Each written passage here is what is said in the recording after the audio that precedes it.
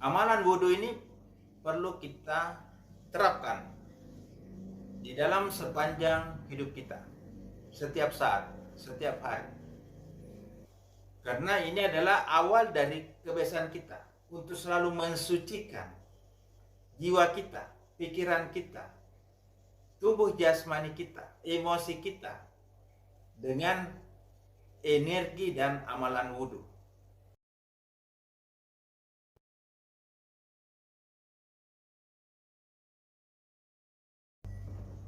Assalamualaikum warahmatullahi wabarakatuh. Alhamdulillahirrahmanirrahim. Wassalatu wassalamu ala asrafil anbiya wal mursalin Sayyidina Muhammad wa ala alihi washabdimain. Saudara sekalian, bertemu lagi dalam ngaji online. Semoga kita senantiasa diberi kesehatan, diberikan rahmat, diberikan perlindungan dan barokah dalam kehidupan kita. Pada video ini kita akan membahas mengenai keutamaan wudhu. Saudara sekalian, salah satu amalan yang sangat dianjurkan, salah satu amalan yang sangat penting dalam kehidupan kita sebagai seorang muslim, yaitu menjaga wudhu. Saudara sekalian, awalnya wudhu ini kita perlukan atau sebagai salah satu syarat jika kita ingin melaksanakan ibadah sholat. Dan jika kita tidak mendapatkan air untuk berwudhu, maka kita dibolehkan untuk bertayamum.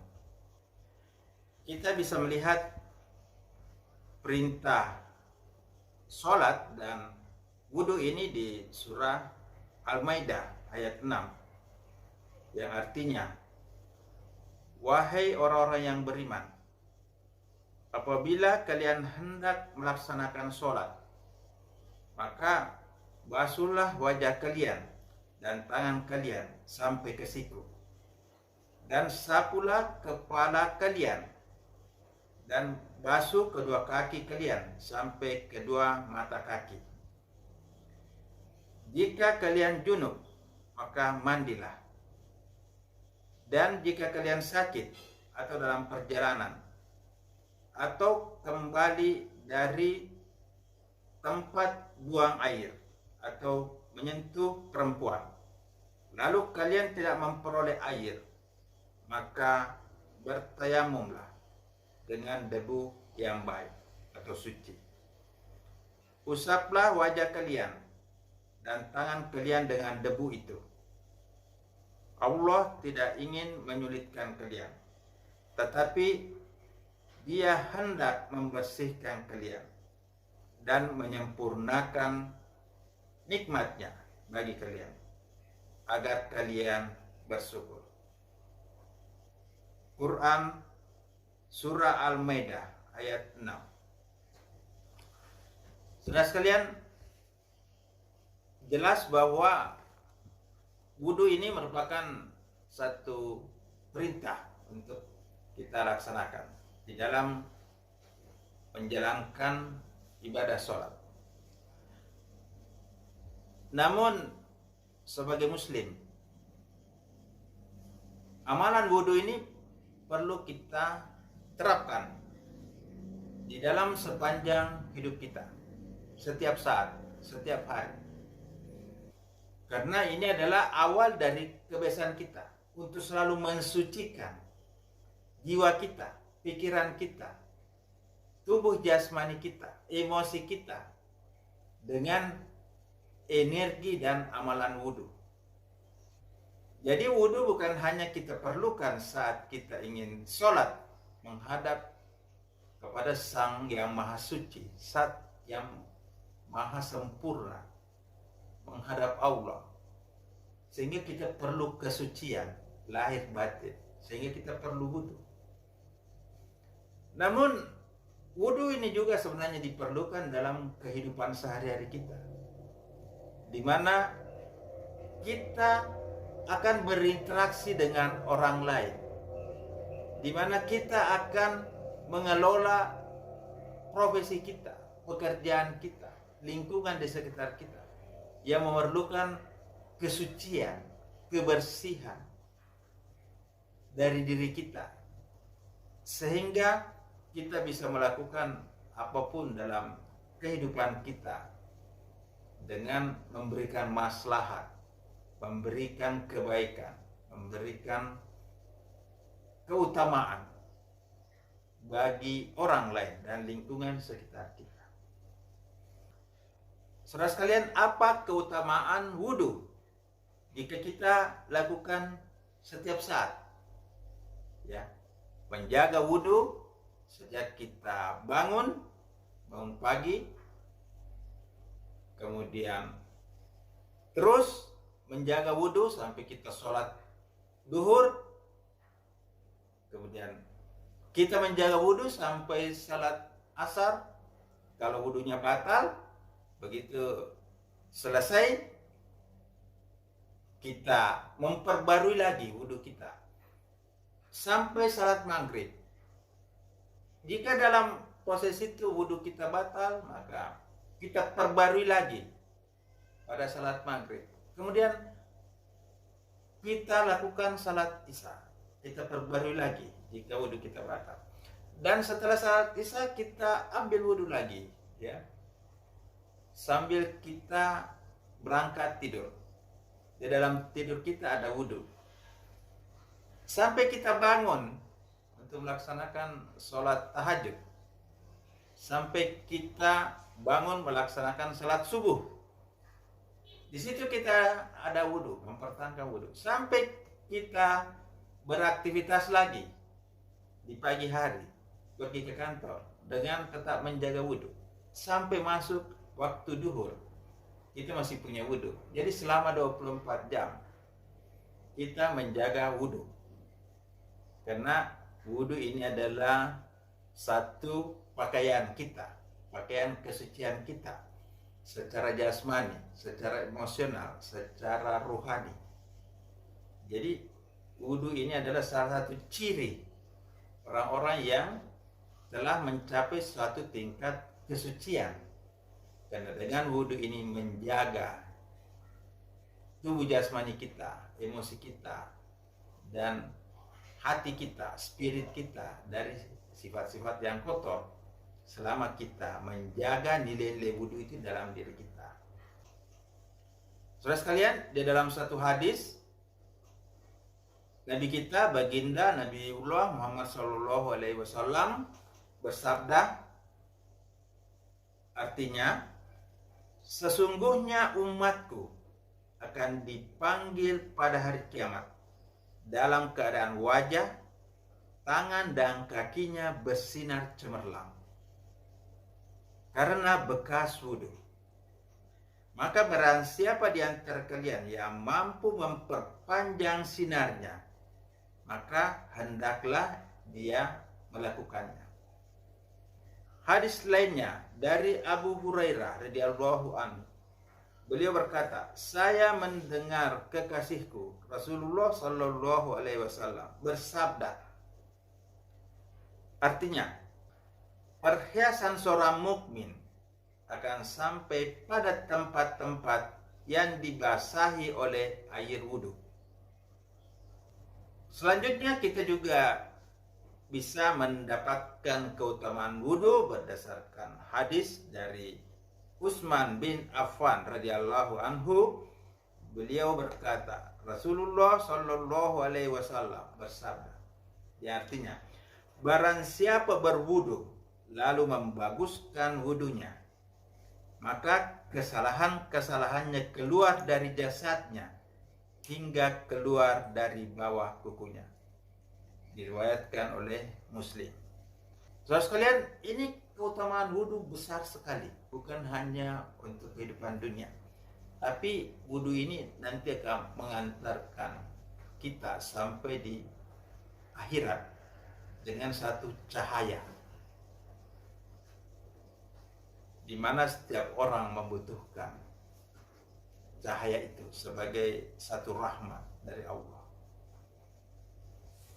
Di hadis lainnya dari Abu Hurairah radhiyallahu anhu bahwa Rasulullah Shallallahu alaihi wasallam bersabda, artinya apabila seorang hamba muslim atau mukmin berwudu, ketika dia membasuh wajahnya, maka keluarlah dari wajahnya semua dosa yang pernah dia lihat dengan kedua matanya bersama air atau bersama tetesan air yang terakhir. Apabila ia membasuh kedua tangannya, maka keluarlah dari kedua tangannya semua dosa yang dia kerjakan dengan kedua tangannya bersama air atau bersama tetesan air yang terakhir. Apabila dia membasuh kedua kakinya, maka keluarlah semua dosa yang kedua kakinya pernah berjalan menuju padanya bersama air atau bersama tetesan air terakhir, sehingga dia keluar dalam keadaan bersih dari semua dosa. Riwayat Muslim.